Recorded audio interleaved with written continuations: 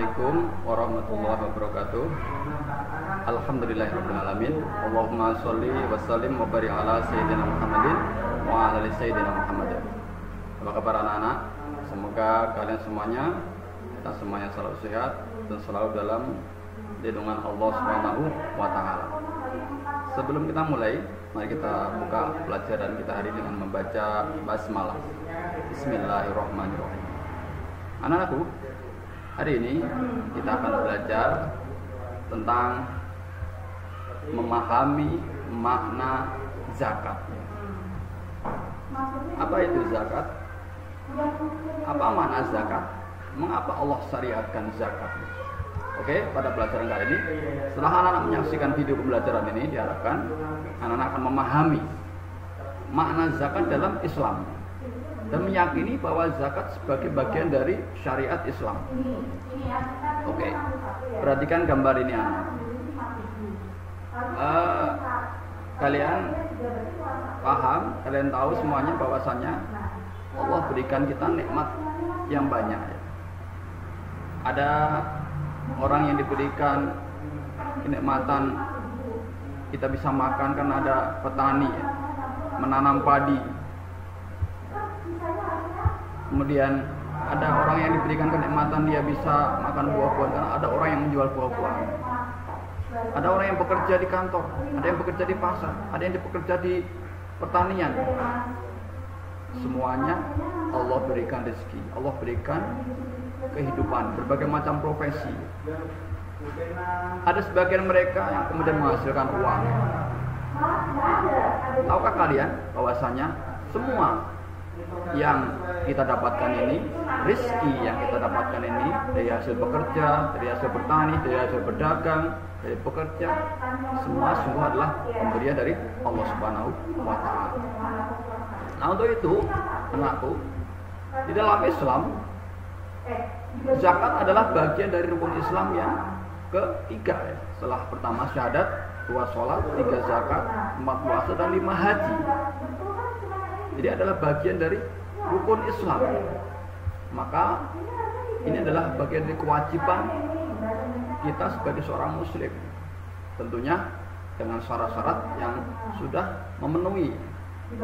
Ketika seorang sudah mampu memenuhi syarat untuk membayar zakat, maka dia wajib membayar zakat. Sebagaimana dalam hadis ini ya, bahwa Islam itu didirikan atas 5 perkara, yaitu bersaksi bahwa tidak ada sembahan yang berhak disembah selain yaitu Allah ya. Bahwa bersaksi bahwa tidak ada sembahan yang berhak disembah kecuali Allah, dan Muhammad adalah utusan Allah, mendirikan sholat, mengeluarkan zakat, mengerjakan haji ke Baitullah, dan berpuasa pada bulan Ramadan. Jadi dalam hadis ini menjelaskan tentang rukun Islam. Salah satu adalah tentang wa'ita zakat, membayar zakat. Nah, kapan disyariatkan zakat itu?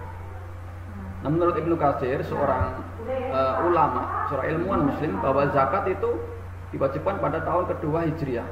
Nah, perintah ini ditandai dengan turunnya surah Al-Baqarah ayat 110 ya. Wa aqimus shalah wa atuz zakat. Dan dirikanlah salat dan tunaikanlah zakat. Itu perintah Allah di dalam Al-Qur'an. Tunaikanlah zakat. Nah, kita akan bahas tentang apa makna zakat itu. Apa makna zakat? Menurut bahasa, zakat itu bermakna membersihkan. Nah, menurut istilah, zakat berarti mengeluarkan sebagian dari harta tertentu yang telah mencapai nisab. Jadi zakat itu sebagian harta tertentu yang wajib dikeluarkan oleh umat Islam untuk diberikan kepada orang yang berhak menerimanya. Nah, mengapa Islam mewajibkan zakat? Yang terpenting kita supaya paham mengapa Islam mewajibkan zakat, supaya kita memahami bahwasanya zakat itu penting. Saking pentingnya sampai-sampai dalam sejarah itu Khalifah Abu Bakar itu memerangi orang-orang yang tidak mau membayar zakat. Begitu pentingnya zakat itu. Yang pertama, zakat bermakna at-tahuru, yang berarti membersihkan atau mensucikan. Jadi Allah Subhanahu wa taala akan membersihkan, mensucikan harta serta jiwa orang-orang yang senantiasa berzakat karena ridho, karena mengharap ridho Allah Subhanahu wa taala. Bagaimana dalam surah At-Taubah ayat 103 ini, "Khudh min amwalihim shadaqatan tutahhiruhum wa tuzakkihim biha wa sholli 'alaihim." Ambillah zakat dari sebagian harta mereka. Dengan zakat itu kamu membersihkan dan mensucikan mereka dan berdoalah untuk mereka. Sebagaimana orang yang mencuci ini, setiap hari pasti kita punya baju kotor. Maka ketika tidak dicuci maka baju akan kotor terus. Maka ketika dicuci baju akan bersih. Begitu pula harta kita, jiwa kita ini kadang-kadang kotor. Maka dengan mengeluarkan zakat Allah akan membersihkan, Allah akan mensucikan jiwa dari segala kotoran-kotoran jiwa. Nah, yang kedua, makna zakat adalah mengapa Islam mewajibkan zakat? Yang kedua bermakna al-barakatuh, yang memiliki arti berkah, bertambah kebaikan. Jadi selain memperoleh materi demi mencukupi kebutuhan, tentu kita ingin mendapatkan keberkahan. Apa itu berkah? Berkah adalah bertambahnya kebaikan. Maka dengan mensucikan harta kita melalui zakat, Allah akan melimpahkan keberkahan pada kita, akan bertambah kebaikan kita. Umur kita, kehidupan kita akan bertambah, akan semakin bertambah kebaikan, bertambah ibadah, bertambah nilai kebaikan kita di hadapan Allah Subhanahu wa taala. Di antara keberkahan hidup adalah ketenangan jiwa, kesehatan, terbebas dari berbagai masalah dalam kehidupan ini. Itu al-barakatuh, bertambah berkah atau bertambah kebaikan. Kemudian makna zakat ini sebagaimana dalam hadis ini ya. Bentengilah dan suburkanlah hartamu dengan zakat. Yang kedua, ketiga, makna zakat yang ketiga adalah anumu, yang berarti tumbuh dan berkembang. Sebagaimana dalam surah Ar-Rum ya. Dan apa yang kamu berikan berupa zakat yang kamu maksudkan untuk mencapai keridhaan Allah, maka itulah orang-orang yang melipat gandakan. Jadi akan dilipat gandakan oleh Allah, akan ditumbuhkan, akan dikembangkan atas izin Allah harta orang-orang yang berzakat. Sebagaimana kita menanam tanaman ini, berbuah terus sehingga buah itu akan memberikan manfaat kepada orang banyak. Itu diantara keutamaan zakat ya, akan tumbuh dan berkembang. Sebagaimana dalam hadis ini ya, mana qosot sodaqotun min ma, sedekah itu tidak mengurangi harta. Hadis riwayat Muslim. Kemudian makna zakat ya, mengapa kita disyariatkan zakat? As-solahu yang berarti keberesan, beres. Harta yang suci akan mendatangkan keberkahan dan menjauhkan pemiliknya. Jadi orang-orang yang sedang berzakat, insya Allah akan dijauhkan dari berbagai macam permasalahan, kesempitan rezeki, kebangkrutan usaha, kehilangan pencurian dan lain sebagainya. Nah ini diantara keutamaan zakat ya, akan diberikan keberesan urusan oleh Allah Subhanahu wa taala. Tidak boleh jadi mungkin kita punya masalah dalam kehidupan karena kita lalai dalam menunaikan zakat.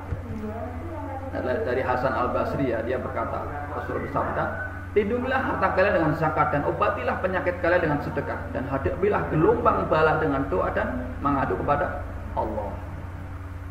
Ini sedekah dapat menghilangkan orang dari bala dan petaka. Nah, anakku, sebagai penutup dari pelajaran penjelasan tentang makna zakat ini ya, sungguh besar ya, makna zakat ini, manfaat zakat ini. Selain akan mendatangkan manfaat untuk diri sendiri, juga akan mendatangkan manfaat bagi orang lain, sehingga akan tercipta masyarakat yang baik. Di antara keutamaan zakatnya adalah menyempurnakan keislaman seorang hamba, sebab masuk surga, menyelamatkan seorang dari panasnya hari kiamat, sebab turunnya banyak kebaikan, meredam murka Allah, dosa akan terampuni, menghalangi berbagai bentuk pencurian, pemaksaan dan perampasan, tetap memadamkan kemarahan orang miskin. Di antara keutamaan manfaat dari zakat, sungguh mulia, sungguh hebat sekali ajaran Islam. Tidak akan mungkin orang akan jatuh miskin karena berzakat, karena bersedekah. Justru Allah akan tambahkan. Sekali lagi, orang yang akan berzakat, orang akan membayar zakat, itu Allah akan berikan kebaikan, bersih, suci harta jiwanya. Kemudian akan bertambah kebaikan dalam kehidupannya. kemudian akan tumbuh dan berkembang hartanya, rezekinya atas izin Allah Subhanahu wa taala. Kemudian dia akan mendapatkan keberesan, kemudahan dalam urusan dalam hidupnya.